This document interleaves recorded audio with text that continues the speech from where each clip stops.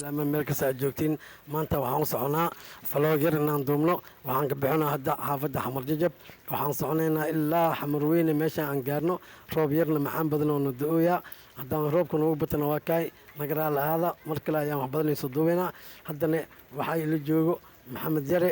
maxamed ayaan kusoo dhaweynayaa السلام عليكم ورحمة الله وبركاته وأنا محمد عثمان شانو يوتيوب كادونا وشانو أوفيشال أصحاب تمان سيدا دوجيدي وحنودو إيراب